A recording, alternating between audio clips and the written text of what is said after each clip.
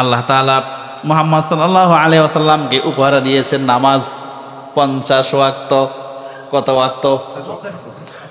মুহাম্মদ সাল্লাল্লাহু আলাইহি ওয়াসাল্লাম তো খুশি হয়ে গেলেন। আমার জন্য মুহাম্মদ সাল্লাল্লাহু আলাইহি ওয়াসাল্লাম আমল করতে বললে তিনি খুশি হইতেন। তিনি রাতকে রাত কাটিয়ে দিতেন নামাজে দাঁড়িয়ে। আল্লাহ তাআলা মানে ভালোবেসে আমল নামাজ দিয়েছেন, উনি তো খুশি, মহা খুশি। আল্লাহু আকবার। উম্মতের জন্য নামাজ নিয়ে রওনা দিয়ে দিয়েছেন তিনি। পথে এসে সাক্ষাৎ হইল ইব্রাহিম আলাইহিস সালামের কাছে। ইব্রাহিম আলাইহিস সালাম তো আল্লাহ তাআলার একেবারে ভালোবাসার মানুষ। তিনি আল্লাহর জন্য কতটুকু উৎসর্গ করেছেন, সন্তান জবাই করতে একটাবারও চিন্তা করেন নাই। তো ওনার কাছেও এটা তেমন সমস্যা মনে হয় নাই। আলহামদুলিল্লাহ। এবার এরপরে আরেক আসমান নিচে আইসা 6ষ্ঠ আসমানে দেখা হইলো কার সাথে? মূসা আলাইহিস সালামের সাথে। আর মূসা আলাইহিস সালাম তো বনী ইসরাঈলদেরকে চড়ানো মানুষ। বনী ইসরাঈলরা যে কত ধোঁকা মূসাকে দিয়েছে এবং স্বয়ং আল্লাহর সাথে বেয়াদবি করেছে, এটা আমরা অন্য এক জুমা ইনশাআল্লাহ এই অভিশপ্ত ইয়াহুদীদের চরিত্র ইতিহাস আমরা একটা সময় আলোচনা করবো, আল্লাহ সুযোগ দিলে। বলেন ইনশাআল্লাহ।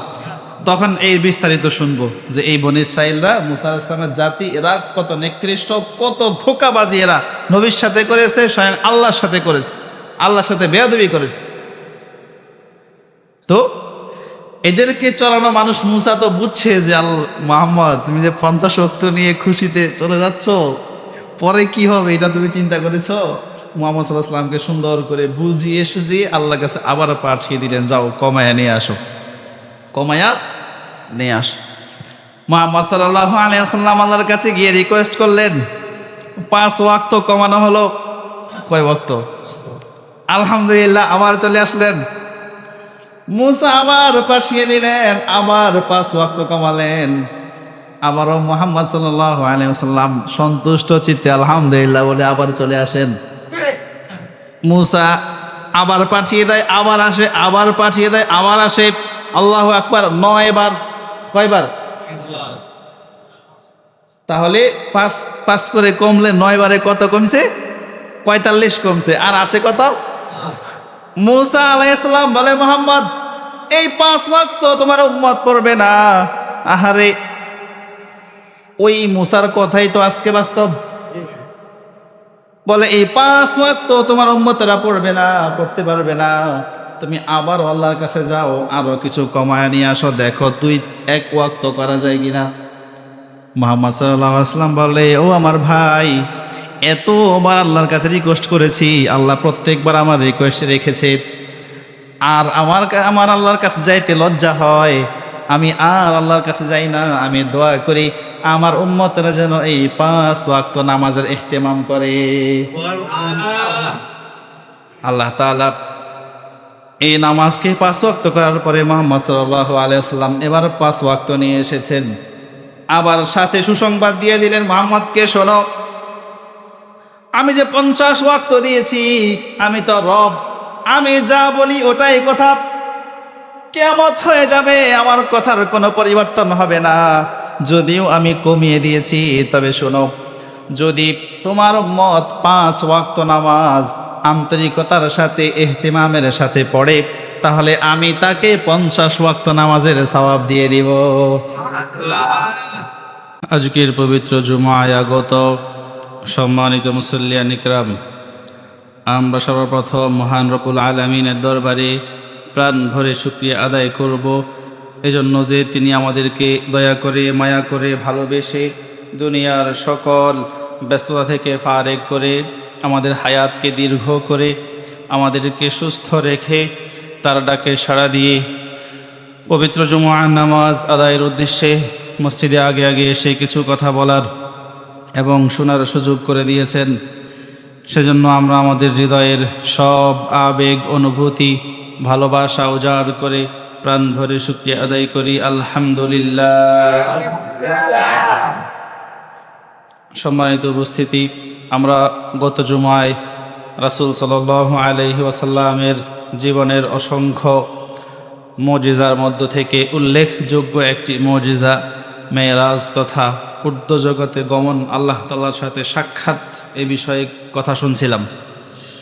আমরা অসমাপ্ত কথা রেখেছিলাম। আল্লাহ তাআলা যদি আমাদেরকে তৌফিক দান করেন, আমরা অসমাপ্ত কথাটুকু আজকে সংক্ষিপ্তভাবে শেষ করার চেষ্টা করব। আল্লাহ আমাদেরকে আমলের নিয়তে বলার, আপনাদের সবাইকে শোনার তৌফিক দিক, বলেন আমিন। এই মেরাজের বাকি অংশটুকু না করে অন্য কোনো সময় এই আলোচনা করার ইচ্ছা এমনটাও মনে আসছিল, কিন্তু ভাবলাম এত গুরুত্বপূর্ণ একটা বিষয় অসমাপ্ত রেখে কিছু কথা এখানেও যেগুলো বাকি আছে, অনেক কথা আছে আমাদের প্রয়োজন জানা দরকার। আল্লাহ তাআলা রাসূল সাল্লাল্লাহু আলাইহি ওয়াসাল্লামকে এত বড় একটি গুরুত্বপূর্ণ সম্মান দিয়েছেন এবং মেরাজে যাওয়ার পরে আল্লাহ রাসূলকে আল্লাহ তাআলা জান্নাত দেখিয়েছেন এবং জান্নাত দেখিয়েছেন। সুবহানাল্লাহ। তো আমরা যদিও এর বিস্তারিত বলার সুযোগ না পাই, অন্তত সংক্ষিপ্ত মৌলিক কিছু বিষয় তো আমরা আলোচনা করতে পারি। সম্মানিত উপস্থিতি, তো আমরা গত জুমায় যেখানে ছিলাম সেটা হলো আল্লাহ তাআলার সাথে রাসূল সাল্লাল্লাহু আলাইহি ওয়াসাল্লাম ঊর্ধ্বজগতে গিয়ে আরশে আযিমে পৌঁছে আল্লাহ তাআলার সাথে সাক্ষাৎ করেছেন এবং আল্লাহ তাআলার কাছে বসেছেন। কেমন কাছে? 2 ধনুক পরিমাণ কাছে। সুবহানাল্লাহ। এই 2 ধনুক, এটা হলো আরবি একটা বাগধারা, মানে কাছে বোঝানোর জন্য এই কথাটা বলা হয়। তো এর অর্থ এই না যে 2 ধনুক এই দূরত্ব ছিল, এর অর্থ হলো একেবারে কাছে, মানে অনেক কাছে বোঝানোর জন্য কি এই শব্দ আরবিতে ব্যবহার হয়। তাহলে আল্লাহ তাআলার মানে অভাবনীয় কাছে মুহাম্মদ সাল্লাল্লাহু আলাইহি ওয়াসাল্লাম গিয়েছেন। আল্লাহু আকবার। তো যাওয়ার পরে সর্বপ্রথম আল্লাহ রাসূল সাল্লাল্লাহু আলাইহি ওয়াসাল্লাম আল্লাহ তাআলাকে সম্ভাষণ জানালেন। আত-তাহিয়াতু লিল্লাহি ওয়াস-সালাওয়াত, আমরা পড়ি না? ওয়াত-তাইয়্যিবাত, নামাজে আমরা পড়ি। এটা মূলত ওই দিনের কথোপকথন। আল্লাহু আকবার। আত-তাহিয়াতু লিল্লাহি ওয়াস-সালাওয়াতু ওয়াত-তাইয়্যিবাত। আল্লাহ রাসূল সাল্লাল্লাহু আলাইহি ওয়াসাল্লাম আল্লাহর কাছে গিয়ে সম্ভাষণ জানালেন, বলেন মুখের মাধ্যমে, কাজের মাধ্যমে, আমলের মাধ্যমে যত রকমের প্রশংসা, সালাত, সালাম, যা কিছু সব কিছুই আমার আল্লাহর জন্য নিবেদিত। বলে যত ধরনের প্রশংসা হতে পারে, দেহের মাধ্যমে হোক, মুখের মাধ্যমে হোক, সব প্রশংসা আমার জিন্দেগির শুধুই আমার রবের জন্য। সুবহানাল্লাহ।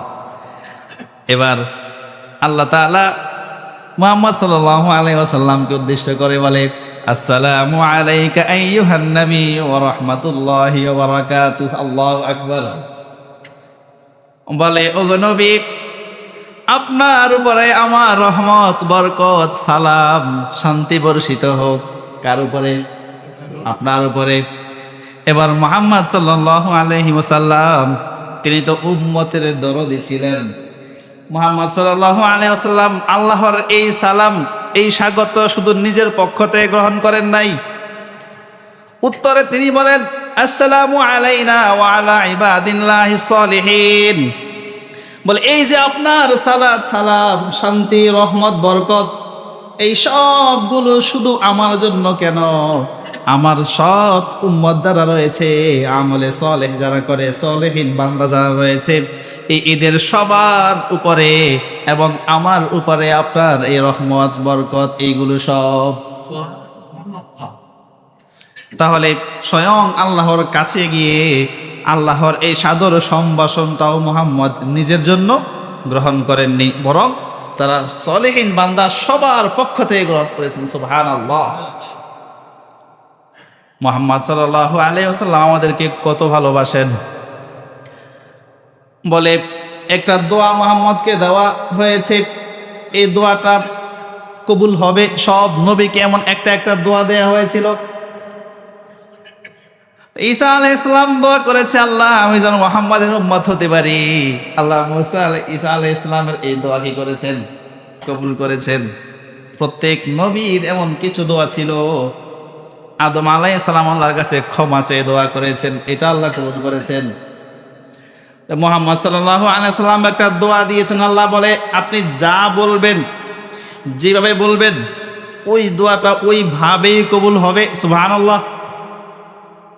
মুহাম্মদ সাল্লাল্লাহু আলাইহি ওয়াসাল্লাম বলে এক সাহাবাকে উদ্দেশ্য করে, শোনো, সব নবীরা দুনিয়াতে তাদের এই দোয়াটাকে কাজে লাগিয়ে দিয়েছে, কিন্তু আমি মুহাম্মদ, আমি আল্লাহ তাআলার দেয়া এই বিশেষ পুরস্কার, এই দোয়াটা কাজে লাগাই নাই, আমি রেখে দিয়েছি। কেন?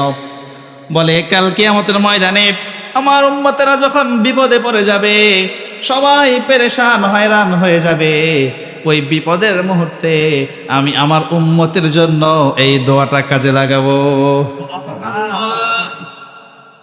কতটুকু উম্মত দরদি তিনি ছিলেন। আজকে আমরা ওই নবীর ভালোবাসা পথ মত ত্যাগ করে দুনিয়ার সব চাইতে নিকৃষ্ট খারাপ মানুষদের মত পথের দিকে দৌড়াচ্ছি। আল্লাহ হেফাজত করুন।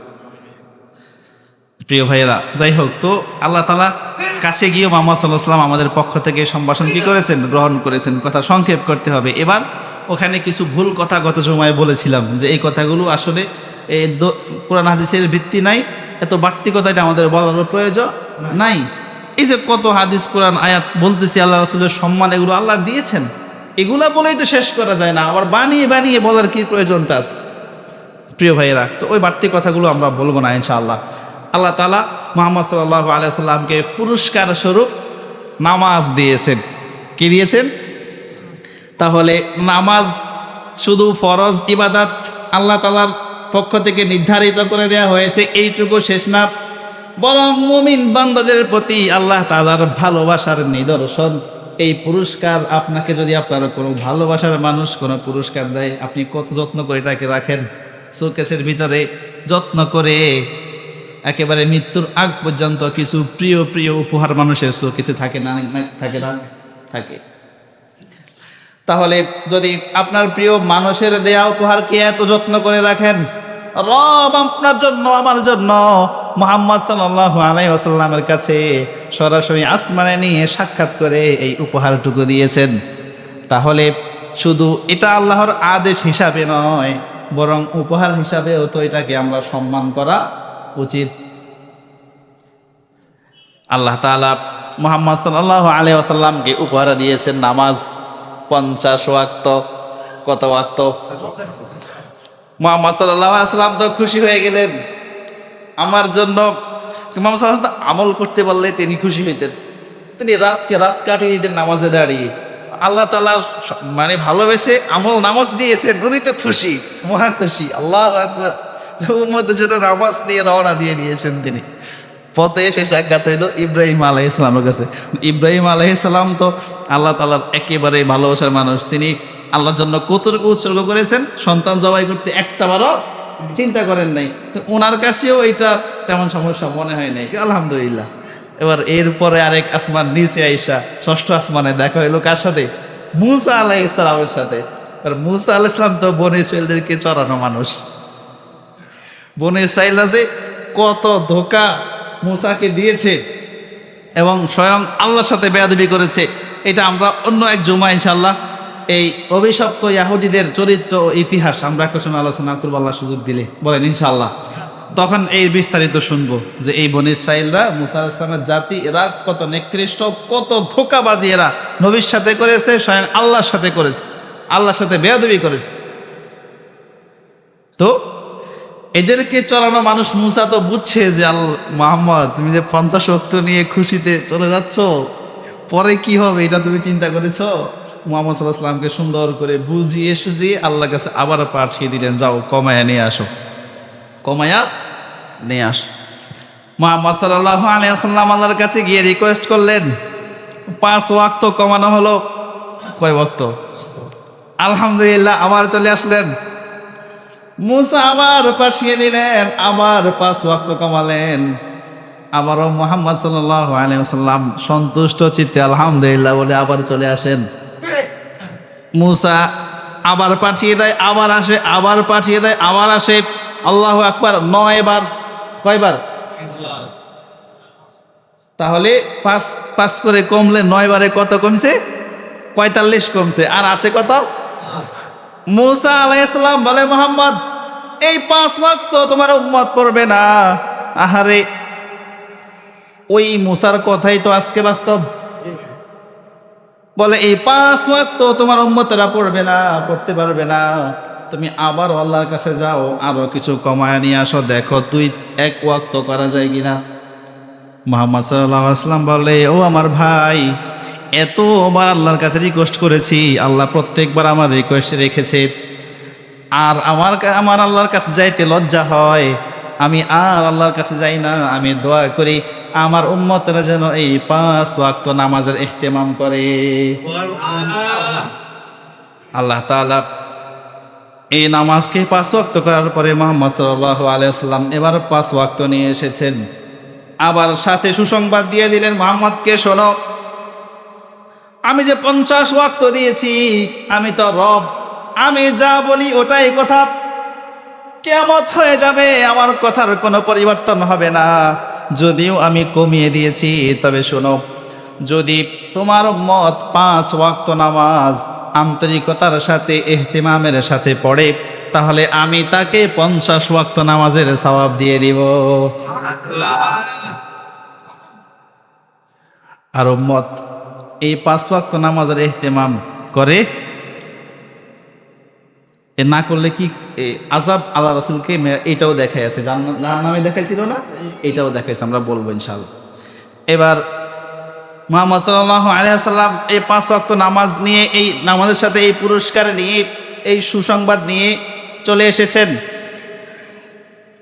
আমরা বলেছিলাম 7 আসমানের উপরে বাইতুল মামুর, সিদরাতুল মুনতাহা, সিদরাতুল মুনতাহার পাশেই হলো জান্নাতুল মাওয়া। ওইখানে যখন মুহাম্মদ সাল্লাল্লাহু আলাইহি ওয়াসাল্লাম গিয়েছে, সেখানে আল্লাহ তাআলা মুহাম্মদ সাল্লাল্লাহু আলাইহি ওয়াসাল্লামকে জান্নাতের অনেক নিদর্শন দেখিয়েছে, সুবহানাল্লাহ। তিনি যেন উম্মতদেরকে এসে বয়ান করতে পারে। জাহান্নামও কিছু দেখিয়েছে। তাহলে আমাদের নবী জান্নাত দেখেছে, জাহান্নাম দেখেছে। আমাদের বাবা আদম আলাইহিস সালাম জান্নাতে ছিল, তারপরে দুনিয়াতে এসেছে। তাহলে আমাদের নবী, আমাদের বাবা, তারা যখন জান্নাত জাহান্নাম দেখেছে, তাহলে আমরা তাদের বাধ্য সন্তান হিসাবে আমাদের আর কোনো দেখার প্রয়োজন নাই। আমরা অকপটে সেটা মেনে নিলাম, বলেন আলহামদুলিল্লাহ। তাহলে জান্নাত জাহান্নাম আছে না নাই? এবার আল্লাহ তাআলা মুহাম্মদ সাল্লাল্লাহু আলাইহি ওয়াসাল্লামকে জাহান্নামে যা দেখালেন শুনেন। আল্লাহু আকবার। 1 নম্বরে মুহাম্মদ সাল্লাল্লাহু আলাইহি ওয়াসাল্লামকে দেখানো হলো জাহান্নামে কিছু মানুষ, তাদেরকে এভাবে শুইয়ে রাখা হয়েছে, আটকে রাখা হয়েছে। ফেরেশতারা এক একটা পাথর নিয়ে তাদের মাথায় সজোরে আঘাত করে, তাদের মাথা ছিটকে চূর্ণ বিচূর্ণ হয়ে এদিক সেদিক চলে যায়। নাউযুবিল্লাহ পড়েন। আবার তাদের কিছুক্ষণ পরে আবার মাথা ঠিক হয়ে যায়, আবার ফেরেশতারা সজোরে আঘাত করে, আবার ঠিক হয়ে যায়। আল্লাহ রাসূলকে জিবরাইল আলাইহিস সালাম বলে, ও আল্লাহর রাসূল, এদের এই শাস্তি এখন থেকে শুরু করে কিয়ামত পর্যন্ত, বিচার ফায়সালা শেষ হওয়া পর্যন্ত এই শাস্তি চলতেই থাকবে। নাউযুবিল্লাহ। আল্লাহ রাসূল সাল্লাল্লাহু আলাইহি ওয়াসাল্লাম চোখের পানি ছেড়ে জিবরাইলকে জিজ্ঞাসা করে, ভাই কেন এত কঠিন শাস্তি, যন্ত্রণাদায়ক এই শাস্তি এদেরকে কেন দেয়া হচ্ছে, আমাকে বলো, আমি যেন আমার উম্মতকে গিয়ে সতর্ক করতে পারি। এবার জিবরাইল আলাইহিস সালাম আল্লাহ রাসূল সাল্লাল্লাহু আলাইহি ওয়াসাল্লামকে বলে, ও আল্লাহর হাবিব শুনেন, এরা হলো তারা যারা আপনাকে এই সম্মানের সাথে এত যত্ন করে, মোহাব্বত করে, ভালোবেসে যে উপহারটুকু পাঠিয়েছিল রব, 5 ওয়াক্ত নামাজ, এই নামাজে যারা অবহেলা অলসতা করে, এই শাস্তি হলো ওই সকল বান্দাদের জন্য। তাহলে নামাজে অলসতা অবহেলা করা যাবে? ইচ্ছাকৃত যদি নামাজ ছাড়তে থাকে, আল্লাহ রাসূল বলে এই লোক আর মুমিন থাকে না। নাউযুবিল্লাহ। অলসতা অবহেলা করলে হলো এই শাস্তি। কথা কি বুঝেছেন? আল্লাহ। আবার অন্য বর্ণনায় আছে এই শাস্তিটা আরো একটা পাপের জন্য হয়, সেটা হলো যারা জ্ঞান পাপী, যারা জ্ঞান দেয়া হয়েছিল, শক্তি সামর্থ্য দেয়া হয়েছিল, তারা সেটার অপব্যবহার করেছে, ক্ষমতার অপব্যবহার করেছে, কথা বলার স্পেস তৈরি করে দিয়েছিল রব, সে কথা না বলে কথা কো কথা। কি বুঝেছেন? মিথ্যা, আরেকজনের উপরে গীবত, শিকায়েত।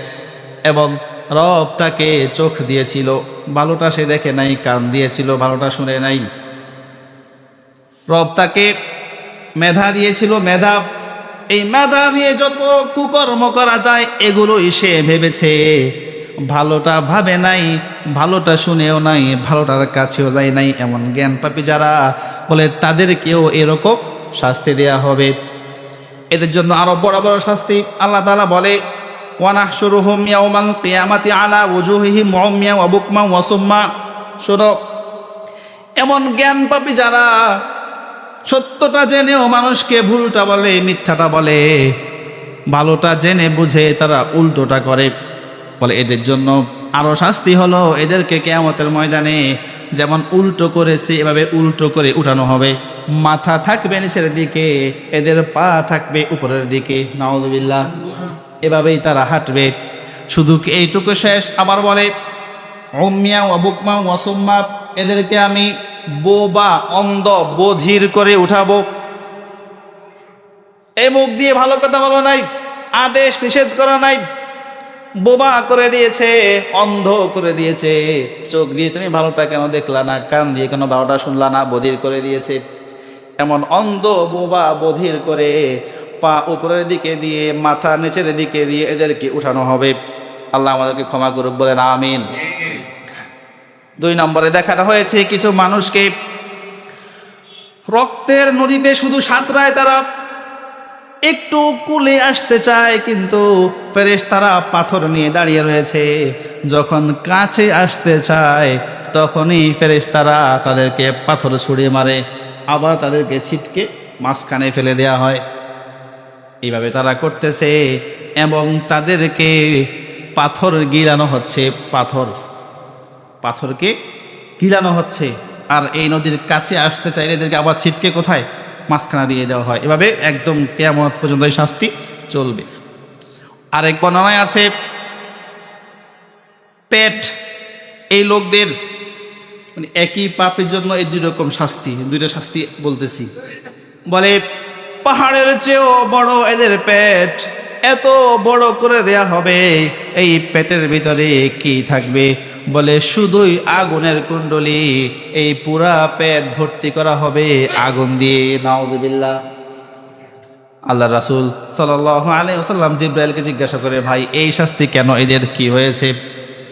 জিবরাইল বলে, ওগো আল্লাহর রাসূল, এই শাস্তি হলো তাদের যারা দুনিয়াতে টাকার অহংকার করত আর মানুষের উপরে সুদি কারবারি করত। চিন্তা করেন তাহলে, যারা আজকে সুদি কারবারের সাথে জড়িত, সুদের উপরে মানুষকে টাকা দেয়, আছে না নাই? একবার চিন্তা করে দেখেন আপনার সেই দিনের শাস্তিটা কেমন হবে। কয় টাকার লাভে, কয় টাকার স্বার্থে আপনি এটা করেন? রব তো চাইলে একদিনে আপনার সব সম্পত্তি নিয়ে যেতে পারে। এই জন্য প্রকৃত শান্তি, প্রকৃত স্বাদ হলো ন্যায়, ইনসাফ, সততার ভিতরে। আপনাদেরকে আগেও বলেছি, টাকার ভিতরে শান্তি নাই। অল্প টাকা নিয়ে নির্দ্বিধায় দ্বিধার সে ঘুমায়, যা সামনে আসে পেট ভরে খায়, কোনো টেনশন চিন্তা নাই। আরেকজনের কোটি কোটি টাকা, খানাও নাই, ঘুমও নাই, শান্তিও। তাহলে কে ভালো?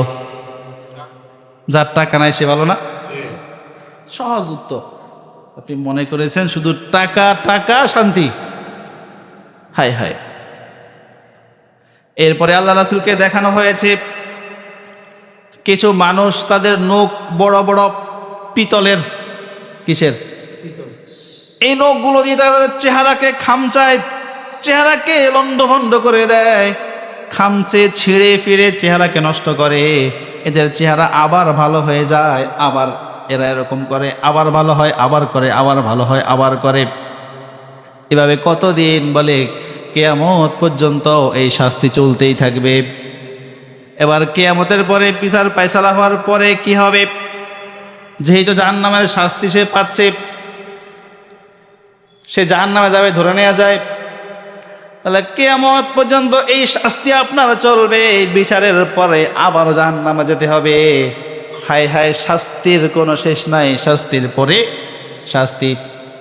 আল্লাহ রাসূল জিব্রাইলকে জিজ্ঞাসা করে, ও ভাই, এই লোকের এই শাস্তি, এত কঠিন শাস্তি কেন? জিব্রাইল বলে, এই লোক দুনিয়াতে শুধু মানুষের গীবত করত, পরনিন্দা করত। তাহলে পরনিন্দার শাস্তি হলো এটা, গীবতের শাস্তি হলো। আপনাদেরকে আরও একদিন বলেছিলাম, গীবতের আরও একটা বড় ভয়াবহ রূপ হলো কি, শয়তানে মানুষকে গীবত, হিংসায়, ফাসাদে লাগায়া আপনার সব আমলগুলো নষ্ট করে দেয়। গীবতের অন্যতম একটা কি মানে ফল হলো আপনার আমল কি হয়ে যায়, নষ্ট হয়ে যায়। তার মানে আপনি কষ্ট করে আমল করলেন, বিনিময়ে পেল আরেকজন, যার নামে গীবত করেছেন সে, আপনার কিছুই রইল না, আপনি যার নামে গেলেন। নাউযুবিল্লাহ। আল্লাহ আমাদেরকে গীবত থেকে হেফাজত করুক, বলেন আমিন। এই গীবত সম্পর্কে ভয়াবহ কথা আছে, আয়াত হাদিসও এখানে আছে, কিন্তু আমাদের হাতে সময় কম, অন্য সময় আল্লাহ বাঁচিয়ে রাখলে বলবো ইনশা। বলে 4 নম্বরে রাসূলকে দেখানো হয়েছে বড় বড় ঠোঁট, উটের মতো। উটের ঠোঁটগুলো দেখেছেন না কেমন? বলে এমন ঠোঁট মানুষের হয়ে যাবে, আগুনের ফুলকি এদের মুখ দিয়ে প্রবেশ করানো হবে, পিছনের রাস্তা দিয়ে এই আগুনের ফুলকিগুলো বের হয়ে যাবে। এভাবেই চলতে থাকবে। খাও, আগুন খাও, কি খাও? বলে এই শাস্তি কেন? বলে এই লোকগুলো হলো তারা যারা এতিম, অসহায়, দরিদ্র মানুষের টাকা মেরে খেয়েছে। তাহলে অসহায়দের টাকা যারা খায়, গরিবদের নামে কাঠ চালু করে টাকাগুলো যারা খায়, কথা বুঝতেছেন? এই অসহায়, এতিম, এই দুঃখী মানুষদের টাকা পয়সারা কারা খায়? আলেম ওলামারা খায়, আপনাদের প্রিয় নেতাকে তারা খায়। কথাটা কি সত্য না মিথ্যা? তাদের জন্য এই আযাব, তার অনুসারী হন, আপনার জন্য এই আযাব অপেক্ষা করে। মনে রাখতে হবে প্রিয় ভাইয়েরা। অনেকে বলে, সংক্ষেপে বলে রাখি ভাই, অনেকে বলে ভালো জায়গায় ভোট দিলাম, ভোটটা তো অপচয় হয়ে গেল, কারণ এই তো আসবে না, এ তো কি পাস হবে না। তাহলে আপনি ভোটটা দিলেন খারাপ জায়গায়। খারাপ জায়গায় আপনি ভোট দিয়ে, খারাপ দলে মানুষ ছিল 100, আপনি দিয়ে হইলেন 101। তাহলে আপনি খারাপ দলের অন্তর্ভুক্ত হলেন না? খারাপ লোককে খারাপ কাজ করতে সহযোগিতা করলেন না? এর গুনার দায় কি আপনার মাথায় আসবে না? এতটুকু চিন্তা করেন। তাহলে আপনি যেখানে ভালো জায়গা, এখানে ভোট দিলে আপনার লস হবে না, লাভ হবে, অন্তত গুনাহ থেকে বাঁচলেন। আমার কথা কি বুঝছেন আপনারা? বাস এতটুকু কথা, স্পষ্ট করে কোনো কিছু বলারও দরকার নাই। আর এবার নীতিমালায় দিয়েছে যে ভোট কেউ মসজিদে এসে চাইতে পারবে না। আলহামদুলিল্লাহ বলেন, এটা ভালো হয়েছে, কারণ এক পক্ষ যখন চায় আর এক পক্ষের কষ্ট লাগে। এই মিম্বারটা পবিত্র থাকা উচিত, কি বলেন? কথা ঠিক আছে? যাক, যেহেতু সরকারের পক্ষ থেকে আমাদেরকে নির্দেশনা দিয়েছে, আলহামদুলিল্লাহ। এবার এই দিকে আর কেউ এই নজর দেওয়ার কোনো প্রয়োজন নাই। এতটুকু কথা তো বলা আমার দায়িত্ব যে ভালো তাকে ভোট দিবেন, কি বলেন আপনারা? নাকি রাজনীতি হবে? কি বলবো, 5 জন মানুষ এখানে প্রার্থী, ভোটটা তাকে দেন যে সবচেয়ে ভালো, এতটুকু বলা কি অন্যায়? বাস এতটুকু শুনেন, আর স্পষ্ট করে কিছু আমিও বলবো না, আপনারাও এখানে এসে আর ভোট চাওয়ার সুযোগ নাই। আচ্ছা আচ্ছা, সেটাই ঠিক আছে। তাহলে এই যেই বললাম, যদি আপনার কাছে একজনও পছন্দ না হয়, আপনি না ভোটের ব্যবস্থা আছে না, কথা শেষ। আপনি বলবেন যে তাহলে কে ভালো? কেউ ভালো না হইলে আপনি বসে থাকেন, গুনাহ থেকে বাঁচেন। গুনাহ থেকে, চোরকে চোরের কাজে সহযোগিতা করে আপনি, এই যে বললাম, আপনি গুনাহ করেন নাই, আপনার কাঁধে সব গুনাহ, আপনি জাহান্নামে যাবেন আরেকজনের গুনার বোঝা হয়ে। হায় হায়, এত বোকা মানুষ হয়। আপনি তো কত সচেতন। ওই যে আগে বলেছি না, 5 টাকার কদু কিনতে গিয়ে কদুর পাশাটা শেষ, ওই বেচারা এই কদুটা আর বিক্রি করতে পারবে না, মানে পাশাটা এত টিপছে। কারণ যদি 5 টাকা লস হয়ে যায়, যেখানে আপনার জান্নাত জাহান্নামের প্রশ্ন, আপনার সেখানে চিন্তা নাই। আল্লাহ আমাদেরকে সঠিক বুঝ দান করুক, বলি আমিন। 7 নম্বরে হলো উলঙ্গ করে আগুনের ভিতরে মানুষকে রাখা হবে, উলঙ্গ অবস্থায়। সাপ বিচ্ছু এদেরকে দংশন করবে লজ্জাস্থানে। এরা কারা? জিব্রাইলকে জিজ্ঞাসা করে আল্লাহ রাসূল। জিব্রাইল উত্তর দিল, আল্লাহ রাসূল, এরা হলো তারা যারা দুনিয়াতে জেনা ব্যভিচারে লিপ্ত হয়েছে। তাহলে এই শাস্তিগুলো কিয়ামত পর্যন্ত চলবে, বিচারের পরে তো আবার শাস্তি আছে। আল্লাহ অন্তত আমাদেরকে, তুমি আল্লাহ রাসূল সাল্লাল্লাহু আলাইহি ওয়াসাল্লাম যে ভয়াবহতার কথা আমাদেরকে বলেছে, আমাদের সবাইকে সেখান থেকে হেফাজত করো, বলেন আমিন।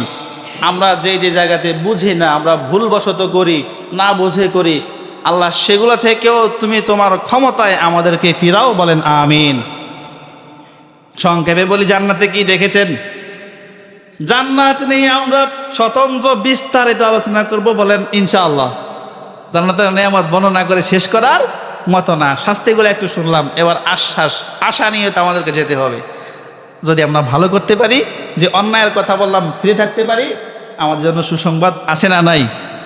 আল্লাহ রাসূল সাল্লাল্লাহু আলাইহি ওয়াসাল্লামকে দেখানো হয়েছে সাধারণ জান্নাতীদের জান্নাত, ছোট জান্নাত যেটা, এটা হবে এই দুনিয়ার 10 দুনিয়া সমান, এই দুনিয়ার, আল্লাহু আকবার, এটা হলো সবচেয়ে সাধারণটা। আল্লাহ রাসূল বলে, আমি মুগ্ধ হয়ে গেলাম, পাথরের কারুকাজ খচিত এত সুন্দর মিনার এই জান্নাতের ঘরে, এত সুন্দর গম্বুজ, এগুলা দেখে আমি কি হলাম, অনেক আনন্দিত হয়ে গেলাম, দিলটা ভরে গেল, মনে হয় একটু বসি। আল্লাহু আকবার। জিব্রাইলকে জিজ্ঞাসা করে, জিব্রাইল এই ঘরগুলো কি কাদের জন্য? বলে সবচেয়ে সাধারণ জান্নাতে যারা, এই জান্নাতটা হলো তাদের জন্য। এবার আবার দেখানো হয়েছে আল্লাহ রাসূলকে, যারা শহীদ তাদের জান্নাত। আল্লাহু আকবার। শহীদের জান্নাত তাহলে কেমন হবে? সাধারণদের জান্নাত যদি এত সুন্দর হয়, তাও এই দুনিয়া 10 দুনিয়া সমান হয়, আরো বড়গুলো কেমন হবে? শহীদদের জান্নাত কেমন হবে? আল্লাহ রাসূল বর্ণনা করে নাই, বলছে এটা অভাবনীয়। কেমন? এবার আল্লাহ রাসূলকে দেখানো হয়েছে আল্লাহ রাসূলের নিজের জান্নাত। সুবহানাল্লাহ। আল্লাহ রাসূল জান্নাত দেখে বলে, ও ভাই, দেখে যখন ফেলেছি, একটু যাই, একটু বসি, একটু আরাম উপভোগ করি। জিব্রাইল বলে, ওগো আল্লাহর হাবিব, আল্লাহ তাআলা এখনো অনুমতি দেন নাই, আপনার দুনিয়ার হায়াত এখনো বাকি। দুনিয়ার হায়াত যখন শেষ হয়ে যাবে, রবের সাথে সাক্ষাৎ হবে, আর জান্নাতের যত নিয়ামত আছে সব কিছু আপনার জন্য মুক্ত করে দেয়া হবে। তাহলে আল্লাহ রাসূলের জান্নাতে ঢুকতে পারলো না, দেখে আসছে। আল্লাহু আকবার। এবার দেখলেন তিনি ওমরের জান্নাত। সুবহানাল্লাহ বলেন। ওমরের জান্নাতের হুর পরেই এগুলো যখন হাঁটে, আল্লাহর রাসূল চোখ ফিরিয়ে নিলেন। আল্লাহু আকবার। দুনিয়ায় এসে যখন বর্ণনা করে ওমরের জান্নাত আমি দেখেছি, ওমরের হুর পরিগুলো আমার সামনে যখন আসতে চেয়েছিল, আমি তখন চোখ ফিরিয়ে নিয়েছি, কারণ এগুলা ওমরের, এগুলো তো আমার না। ওমর যদি মনে কষ্ট দেয়, ওমর যদি রাগ করে, এই জন্য ওমরের চোখের পানি পড়ে গেল, কান্না করে দিল। গলার হাবিব, কি বলেন? আপনার উপরে বুঝি আমার এই ধারণা? কি সমস্যা ছিল? আল্লাহ রাসূল সাল্লাল্লাহু আলাইহি ওয়াসাল্লাম বলে, না ওমর, তুমি অনেক সম্ভ্রান্ত, আত্মমর্যাদাশীল, বলে তোমার সম্মানে আমি ওই দিকে তাকাই নাই, আমি আমার চোখ ফিরিয়ে নিয়েছি। সুবহানাল্লাহ। এরপরে আল্লাহ রাসূল সাল্লাল্লাহু আলাইহি ওয়াসাল্লাম শুনে পায়ের খরমের আওয়াজটা কেমন? বেলালের খরম পায়ে দিয়ে, মানে কাঠের জুতা, হাঁটলে যে আওয়াজটা হয় এমন। আপনাদের যারা মুরব্বী স্টাইলের, যারা সাধারণ জুতা পরে, সাধারণ স্যান্ডেল পরে, দেখবেন হাঁটার সময় এক একজনের জুতার আওয়াজ এক এক রকম হয়, কি হয় না?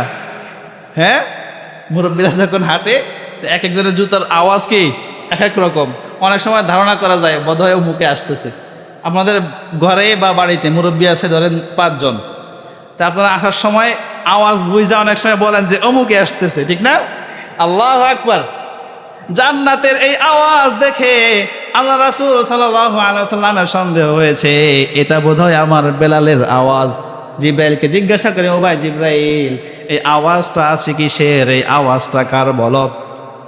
জিব্রাইল বলে, আপনার সব চাইতে কষ্টে দুঃখে যে আপনার সঙ্গে হয়েছে, অনেক কষ্ট সহ্য করে আপনার সঙ্গ ত্যাগ করে নাই, কালেমার জন্য সর্বোচ্চ ত্যাগ দেওয়ার সাহাবীদের মধ্যে একজন আপনার প্রিয় বেলালের আওয়াজ হলো এটা। আল্লাহ রাসূল সাল্লাল্লাহু আলাইহি ওয়াসাল্লাম এবার ঘ্রাণ পাচ্ছে। কি পাচ্ছে? ঘ্রাণ পাচ্ছে। কত সুন্দর ঘ্রাণ! জিব্রাইলকে জিজ্ঞাসা করে, ও ভাই জিব্রাইল, এই গ্রানটা কিসের? এই গ্রানটা? জিব্রাইল বলে, ফেরাউনের ঘরে আসিয়া ছিল,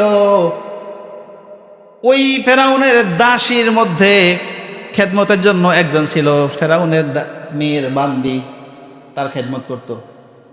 বলে আসিয়াকে ফেরাউন কষ্ট দিয়েছে, ওই দাসীকেও তার থেকে বেশি কষ্ট দিয়েছে। কেন? সে মুমিন ছিল, কালিমা পড়তে একবার শুনেছে ফেরাউনের মেয়ে। যখন এটা প্রকাশ হয়ে গিয়েছে, লম্বা ইতিহাস, এই মেয়েকে এত কষ্ট দিয়েছে, তার দুধের বাচ্চা, ছোট ছোট দুইটা সন্তান ছিল, এদেরকে উত্তপ্ত আগুনে ফেলে দেয়া হয়েছে, গরম তেলের ভিতরে ফেলে দেয়া হয়েছে। এই মেয়ের সামনে বলেছে, তুমি কালিমা ত্যাগ করো। বলছে, আমি করব না। বলে, এই যে ইমানের জন্য, কালিমার জন্য জীবনের সর্বোচ্চ ত্যাগ দিয়েছে, জীবন শেষ করে দিয়েছে, এই মেয়ের শরীর থেকে এই লোহার চিরুনি দিয়ে এরকম চামড়াগুলো উঠিয়ে ফেলা হয়েছে, অনেক কষ্ট দিয়ে তাকে এভাবে মারা হয়েছে। বলে, কালিমার জন্য যে সর্বোচ্চ ত্যাগ স্বীকার করেছে, তার জান্নাত আল্লাহ তাআলা এমন করে সাজিয়েছে, তার জান্নাতের গ্রান এভাবে আপনি পান, সকল জান্নাতীরা তার জান্নাতের গ্রান পাবে। এটা হলো আসিয়ার এই দাসী। এভাবে অসংখ্য নিয়ামত আল্লাহ রাসূলকে দেখানো হয়েছে, জাহান্নামের আযাবও দেখানো হয়েছে। সর্বশেষ কথা, আল্লাহ রাসূল দুনিয়াতে আসলেন, এসে যখন মসজিদে বসা, এবার আসছে কে? ওই আবু জাহেল। আল্লাহ রাসূল সাল্লাল্লাহু আলাইহি ওয়াসাল্লাম বললেন এই রাতের ঘটনার কথা। এবার আবু জাহেল তো খুশিতে আত্মহারা। কেন? বলে, এতদিন যতভাবে মুহাম্মদকে পাগল প্রমাণ করার চেষ্টা করেছি, আমি ব্যর্থ হয়েছি। আমি কি হয়েছি? কেউ আমার কথা বিশ্বাস করে না।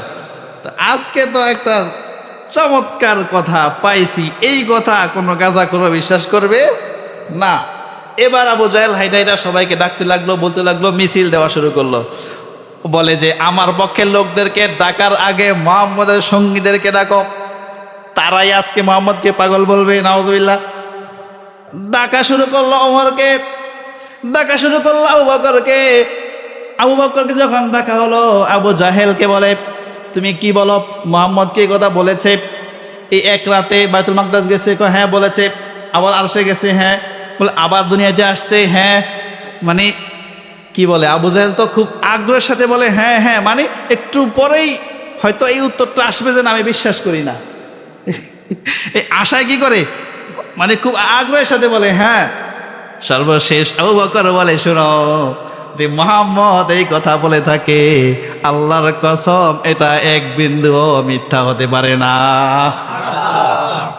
এজন্য আবু বকরের নাম হলো আবু বকর সিদ্দিক, সত্যবাদী। আল্লাহ রাসূলকে অকপটে সব সাহাবা বিশ্বাস করতেন, সবচেয়ে বেশি বিশ্বাস করতেন কে? আবু বকর। আবু জাহেলের মন খারাপ হয়ে গেল।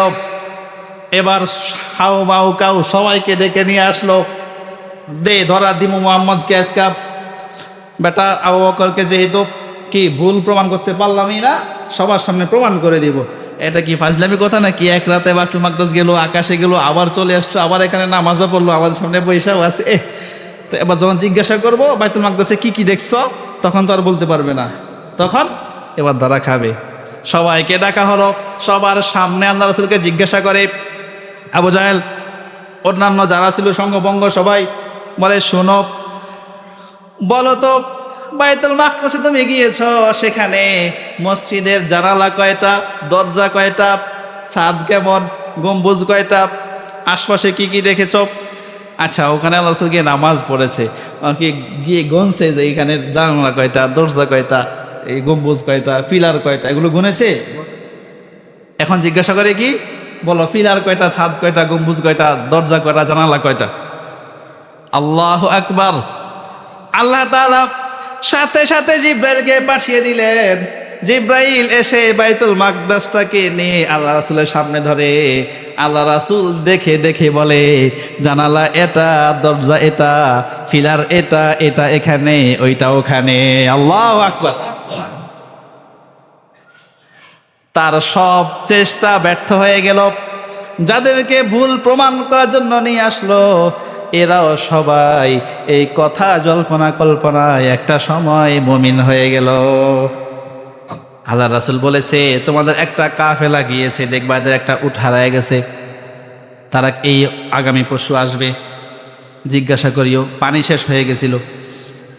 ওই কাফেলাগুলো যখন এসেছে জিজ্ঞাসা করে সে উট হারিয়েছিল কিনা, হ্যাঁ হারিয়েছে। পেয়েছো কিনা, হ্যাঁ পেয়েছি। পানি শেষ হয়ে গেছিল, হ্যাঁ হয়ে গেছিল। আবার ঠিক যেই দিন আসবে বলছে ওই দিনই তারা এসে পৌঁছেছে। আল্লাহু আকবার। আল্লাহ রাসূলের মুজিজা অসংখ্য অগণিত। আল্লাহ আমাদেরকে তৌফিক দিলে অন্য সময় বলবো। আমরা আল্লাহ রাসূল সাল্লাল্লাহু আলাইহি সাল্লামকে সব কিছুর ঊর্ধ্বে গিয়ে এমন সব বিষয়ে আমাদের নেতা, তিনি আমাদের দূত, তিনি আমাদের শাফায়াতকারী, তিনি আমাদের আদর্শ, সব কিছু যদি মানতে পারি, আল্লাহ রাসূল সাল্লাল্লাহু আলাইহি ওয়াসাল্লামকে আল্লাহ যে সম্মান করে উপহারটুকু এই নামাজ মেরাজে দিয়েছে, যদি আমরা এটা আমল করতে পারি, এটার সম্মান আমরা ধরে রাখতে পারি, তবেই আল্লাহ রাসূলের এই সবগুলো আমাদের বিশ্বাস করা হবে। আল্লাহ আমাদেরকে তৌফিক দিক, বলেন আমিন।